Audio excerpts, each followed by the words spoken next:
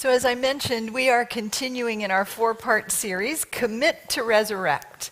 And what I have for you is 4 steps you can take to expand your consciousness into the resurrection energy, which is a lifting energy, a transforming energy, really a transmuting energy that changes substance, the very substance of you, from one thing into another.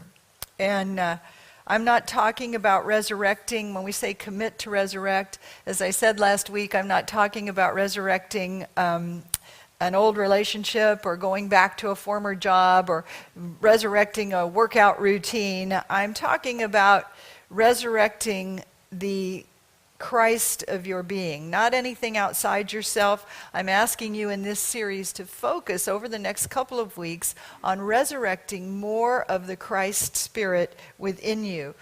To let, in this process and in this quiet time, to let one aspect of divine mind be revealed in you that's now ready and ready to come forward and express more fully in and through you in the world. And it's probably been in you for a long time. It's been dormant, but now in this listening process, in this quickening process, the first step, we set an intention to commit to resurrect, and then we listen within for that one aspect to be revealed so that it can be integrated more fully. So that where something has been seemed dormant, dead, or buried in you in the tomb of limitation, it can now come forward and be integrated into greater wholeness in every part of your life. So last week we said the first step is to set an intention, and we did that, to commit to resurrect, to claim more fully our spiritual identity. And this week, in our second step on our journey to resurrect, we're going to look at purification. But it's not the typical idea of cleansing and purification that you may think of.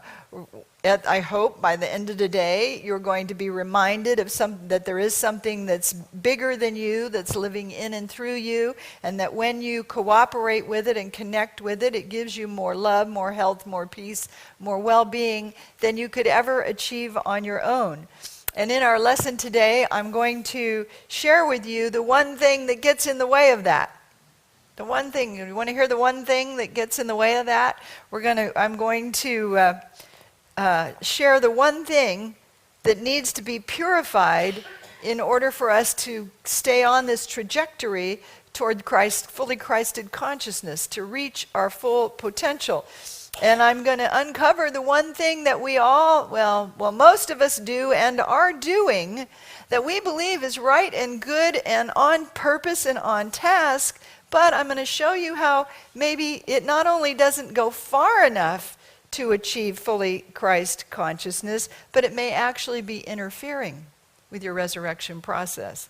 I do it, I'm pretty certain you do it, and we're going to talk about that today.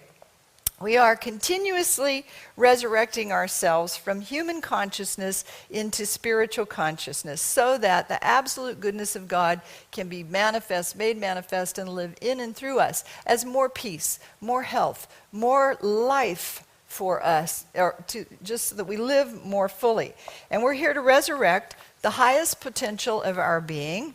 And as we begin to live out that intention, something begins to happen. And what begins to happen is that Spirit then, we set an intention, Spirit hears our every thought, and so Spirit goes to work in us and will scan to seek and release all that's not in alignment with what we've set an intention for, right? It will scan to seek and release everything that's not in alignment with who we've asked to become, to step into this greater fullness. And so everything opposite of our intention, the intention that we've set, seems to come up, doesn't it? You set an intention to live more fully in some aspect of peace or patience or health or life. And then everything unlike that floats up to the top, doesn't it? I always say it's kind of like floats up like scum on a pond to just be scooped off. But sometimes, a lot of times, in that we think of that as the purification process, and it doesn't feel very good when the old self of us is passing up and out. And we think then we have to do a lot of work on ourselves. We have to get like the Hubble telescope and focus it on our life, and then get in there and dig and change, and we go to work to pray and affirm and deny and meditate and do all kinds of things to purify our consciousness, to purify ourselves. But I want to share with you this morning where we're off track on all of that. We don't have to work that hard. We don't have to work that hard. When we set an intention and things come up, we don't have to immediately go to work praying and meditating and affirming and denying and to heal ourselves and to change ourselves and transform our life and heal our circumstances. And we see this as a typical human tendency because even Jesus in the Garden of Gethsemane, right? He went into the garden to pray about the intention for his life, and it says a great anguish came over him. If it be possible, let this cup pass me by. I'm not ready for this. I don't want to do this. And he said that 3 times. 3 times. If it be possible, let this, I don't want to do this work. I don't want to face this. I don't want to step into this. I'm not ready. I can't do it. I'm not strong enough. I'm not healthy enough. I'm not patient enough. I'm not whatever. And he said, my soul is sorrowful, even unto death. And he said, if it be possible, Father, let this cup pass me by. His statements in the garden illustrate the humanity which is present in each of us even until the end of our lives.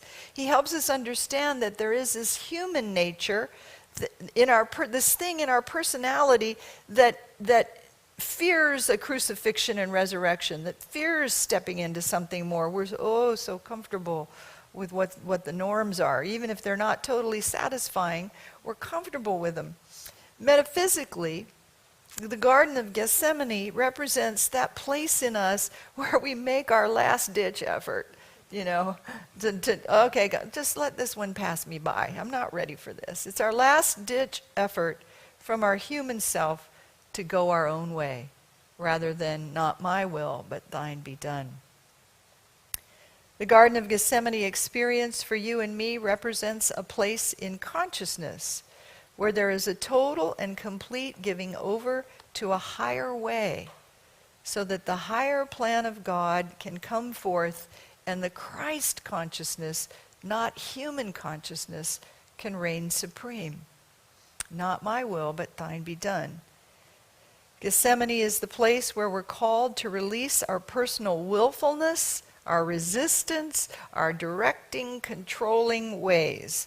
And this is an extraordinarily demanding part of the purification process. One of the greatest challenges of our spiritual journey is to go beyond our known capabilities, to surrender into that space of not knowing, and to just be there. Oh, fill me with thy presence, Lord. Just be in that state. And so I want to walk us through this morning 3 states of consciousness that we move through on our path. I guess I would call it our path to purification, and take a look at, and we'll see in that one place where we all go, where we think we're doing what we're supposed to be doing, we think we're working it, and how maybe that's not the right stopping off place. So 3 states of consciousness. And the first one I think all of us here have completed. And that it's termed an intellectual understanding of the truth. Somewhere, somehow, one day, something dawned in your awareness, a realization that there has to be something more than worshiping a far-off God. That the reality that thought creates, that God is mind, and you're one with that mind, and that mind lives in you. That awakening, that awareness, that's the first stage of consciousness in this journey to purification. And there are a lot of people who are not yet awake to it. It's in all of us, and no one is without it. But without it, there's an emptiness to your life. But once you make that awakening, now you can never go back, which is kind of a bad thing. Once you're awake and you're on this path, sorry, you're stuck on this path. You can never go back to not thinking this way. The second state of consciousness, after we have this awakening, Raise your hand if you did this. You start reading everything you can get your hands on. You start reading, you start studying, you start learning the spiritual principles, and you start practicing the principles. And when you do that, as you live the principles, more good comes into your life, right? More health, more money, more personal relationships, more professional career, more things turn around, things begin to go well. And this is called the Moses consciousness, this second phase. You're being led out of bondage to the unconscious you. You're now awake, and you're being led from bondage to the promised land of better and more and greater and a life of bliss and health and well-being. During this period of human improvement, you are using the principles, and you are praying for your life when something comes up. You are affirming, you are denying, you are reading and studying and understanding. And a lot happens in this second phase. In this second phase, you recognize that God and I are one and that all people are sacred. So it ends all religious and cultural bigotry and all of that kind of stuff. It empties you out of fear about your health and about your life and about your career. It really fortifies our life in this second state of consciousness. And even then, if we stay in this study long enough, and we come here to hear messages like this, eventually there comes into our understanding an awareness of that negativity has no reality. Right? Into our awareness comes an understanding of the nature of air and all of its appearances.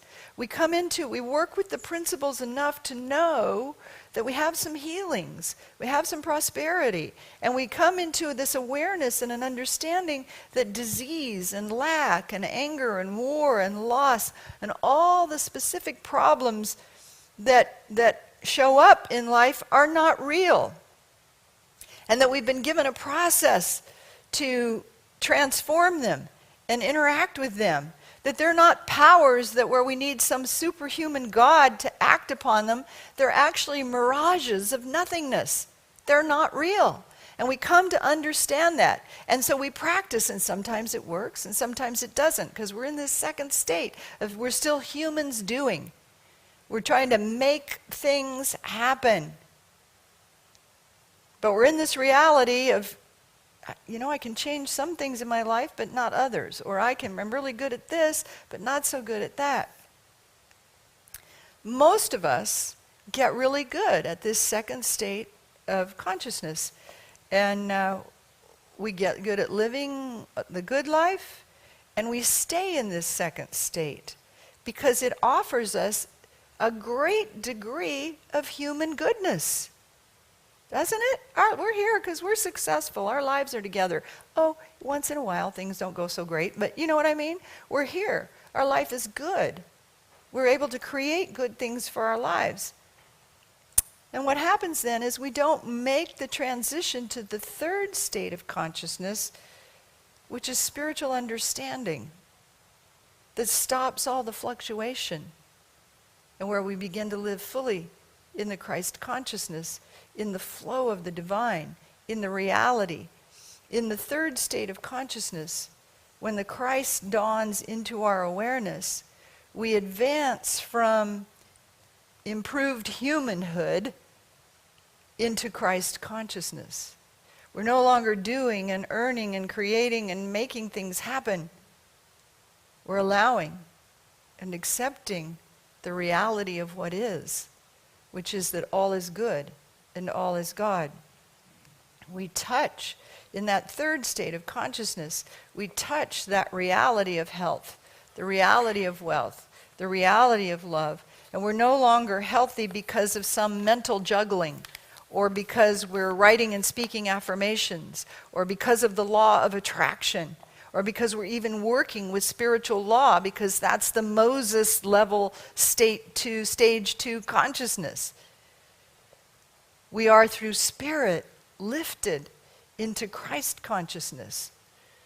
In the Old Testament Moses way, it was good versus evil, with good being invoked to overcome ultimately all evil. In the New Testament, there is only the divine presence of God that we affirm here every week. one presence, one power, one love, God the good, active in my life. God the good living in me, through me, as me. And as we achieve this realization, the Christ consciousness then sets about in us to do the purifying work. We're not the ones doing it. Not my will, but thine be done. Father, of myself I do nothing. It is the Father within who does the work. And so the Christ consciousness sets about purifying us.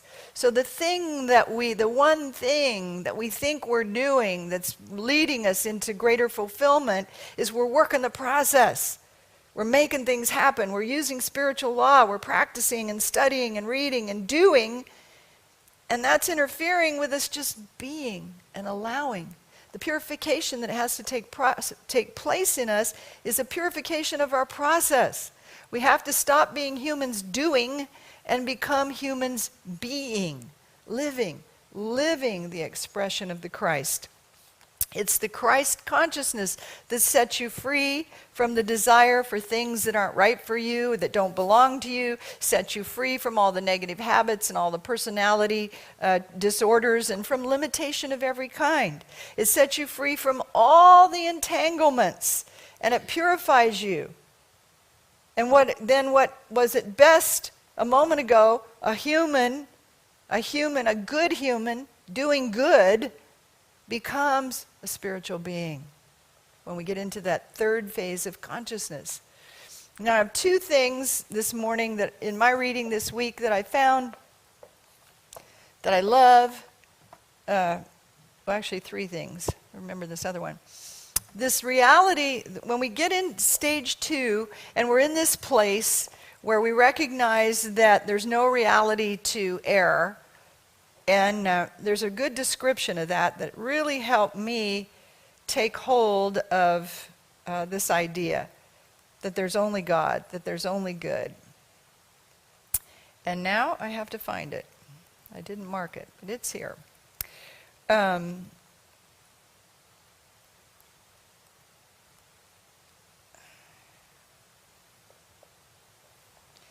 second step is an understanding of the nature of error.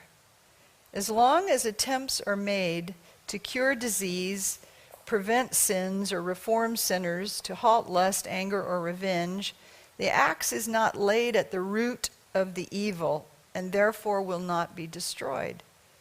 The belief of a selfhood apart from God has created a host of beliefs and fears about and for this supposed personhood.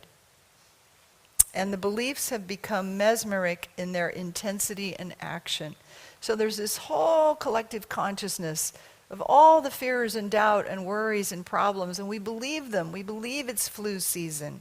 We believe that as you get older, you age and you're not able to do as much. We believe all those kinds of things are streaming in the collective consciousness, but they're not real. They're not the truth of yourself as a spiritual being.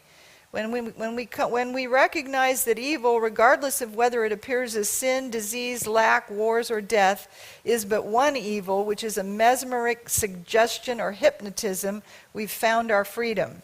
So then he gives this illustration. And this has really helped me have a visual picture of the no reality of error. He says, let us take an illustration of the hypnotist who, as part of his act, invite members of the audience to come on stage to be hypnotized.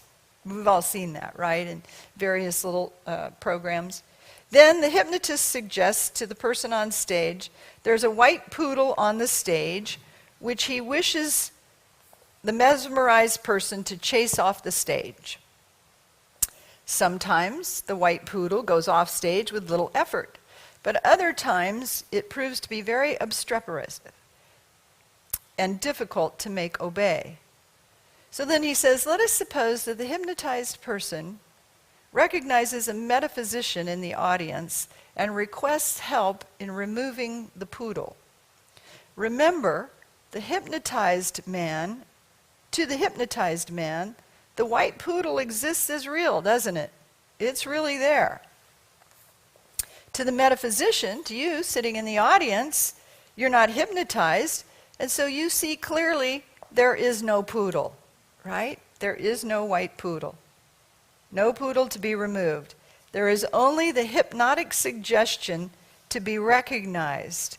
And as such, when the metaphysician steps forward and says there is no poodle, that recognition brings awakening and disappearance.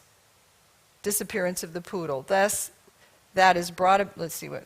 And so thus that is brought about, which is termed healing. So are you with me? The hypnotized person is on stage. They believe there's a white poodle. It won't leave the stage. I see you and I ask you, come help me. And you go, there is no poodle.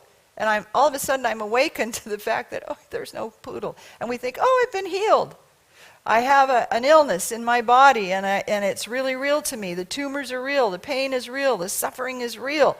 And I say to you, pray for me. And you say, you're whole just as you are.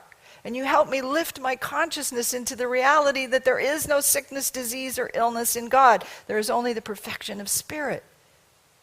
And we claim that consciousness and get into that consciousness until it becomes a reality in our physical body. It's a demanding work. You know, people criticize unity as being Pollyanna. But there's nothing Pollyanna about doing this work in consciousness.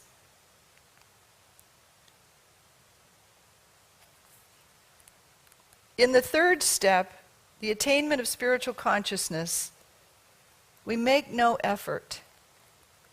And this is Joel Goldsmith. He says, take no thought. We're just being. We get into that, be still and know that I am God. And we sit there. Listen, he says, take no thought for your life, what you shall eat or drink or wear. Then he says, pray without ceasing. Wait a minute. Take no thought, pray without ceasing. He says, these seem contradictory. Yet take no thought does not mean do nothing. Does not mean do nothing, for we bring into consciousness our oneness with God by taking thought, don't we? Did you hear that? We bring into consciousness our oneness with God by taking thought. So what do we mean by take no thought? He says, it does mean, take no thought does mean not to take thought in the sense of making something happen or using our thought as a power to bring something about that we desire. Our taking thought is a realization of the truth that is already true. There is no sickness, there is no death, there is no illness, there is no lack. There's plenty of love. It's not all the good ones are taken. 6 billion people on the planet, there's somebody for you, you know. It's using our thought. Our taking thought is a realization of truth that is already true. Our praying without ceasing or knowing the truth is not declarations made to bring something about, to heal something, to enrich someone, or to improve someone. These are rather reminders of that which is already true. That is why when we get past this stage of just making affirmations to make something happen, we are much busier and we work harder than ever before. Because in this higher consciousness, there are no periods of rest. It's a 24/7 job, knowing the truth. We don't declare the truth to make something happen, but we make a constant realization of that which already is.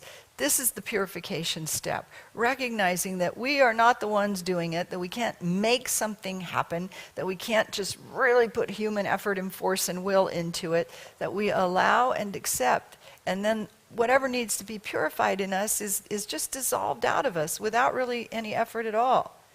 Do not take thought about demonstrating an automobile or a house or a healthy heart or healthy eyes or healthy ears. That would be taking thought for the physical, for the realm of effect.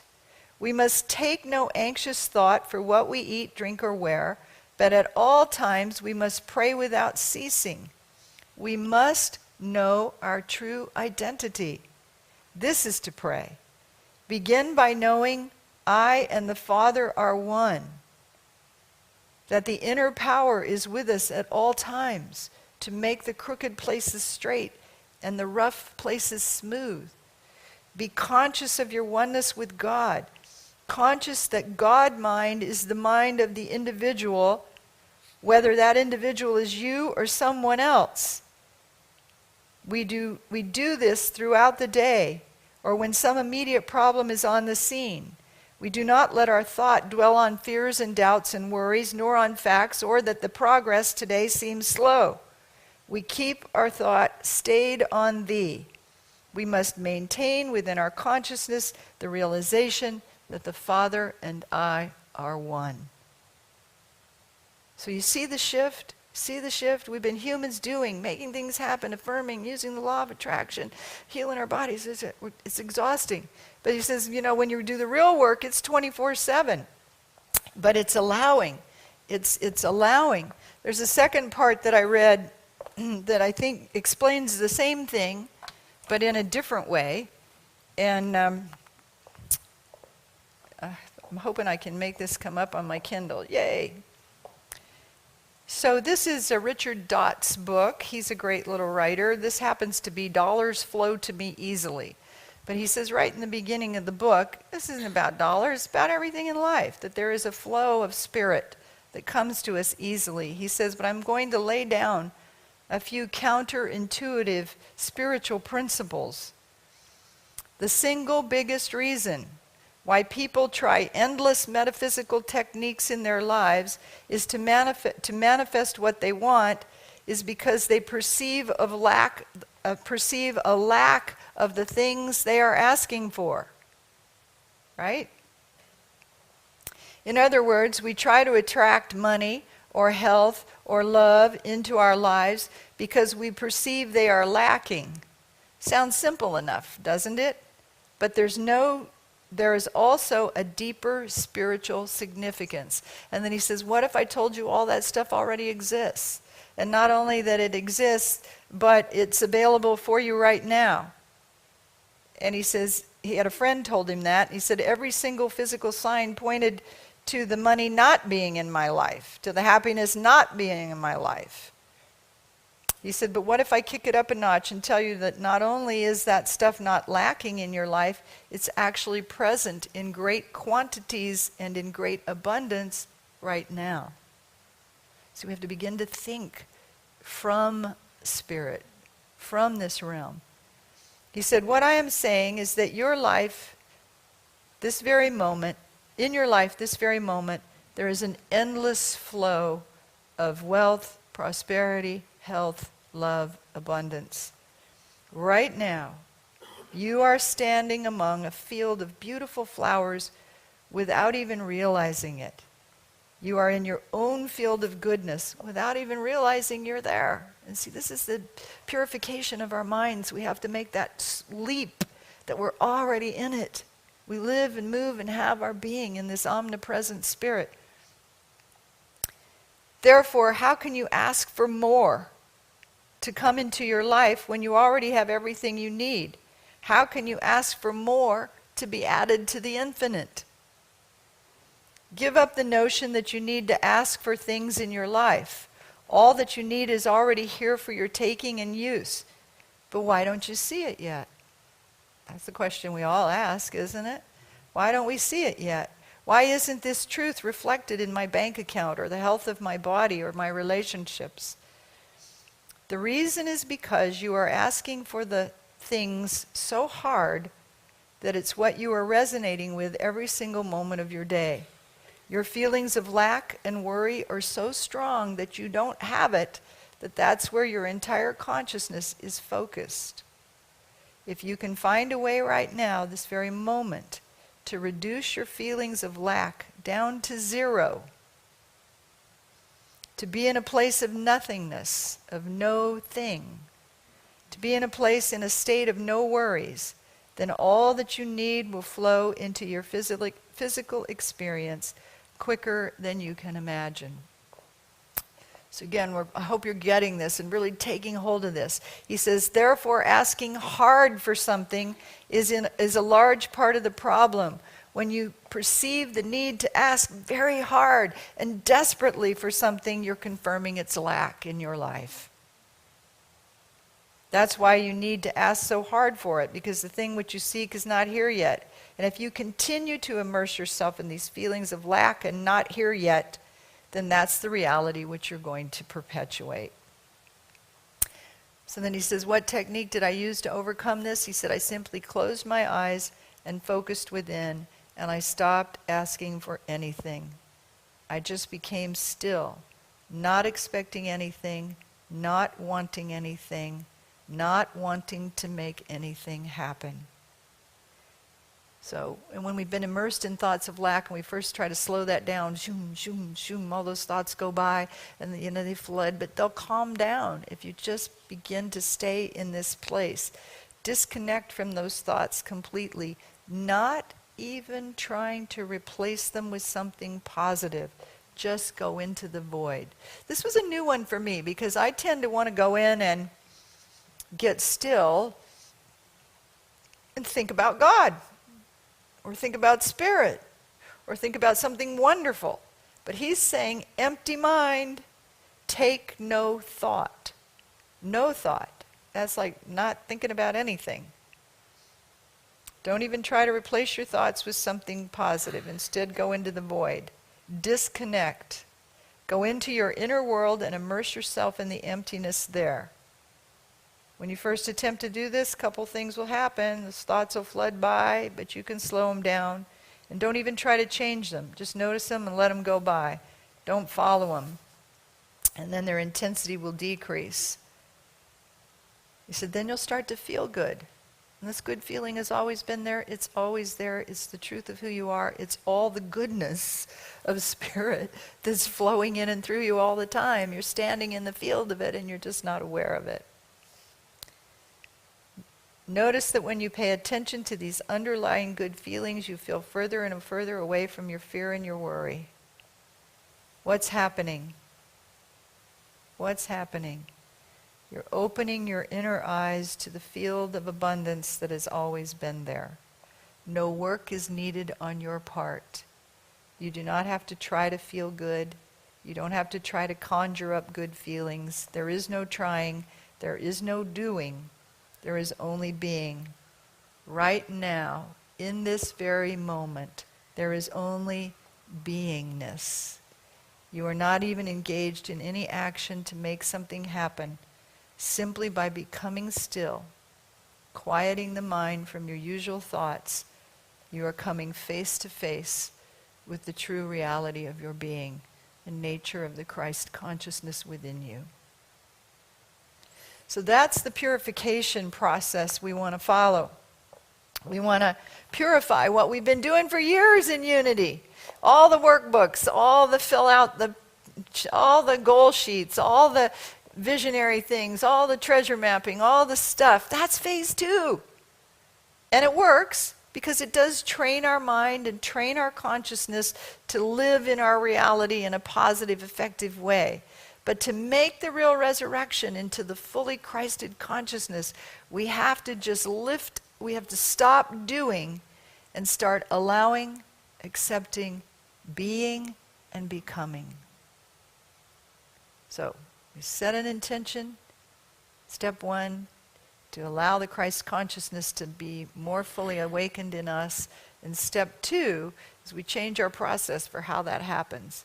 We purify our process and allow our beingness now to become into greater and greater reality. Next week, we're going to look at how we assimilate all of that. And then in week 4 for Easter, we're going to move right into full resurrection of consciousness. So there you go. Let's take a moment and be in that beingness. Be still and know that I am God. And we don't have to know anything else. We just rest in the presence. Rest in the presence. And every intimate detail of your life will take care of itself. For good and greater good. Thank you, God. Thank you, Father, Mother, God, for this awareness that you are ever with us, living in and through us. that we are one with you, that we of ourselves do nothing, but it is your power, your glory, your presence, your love within that lives through us, as us, and we are blessed. Thank you, God. Amen.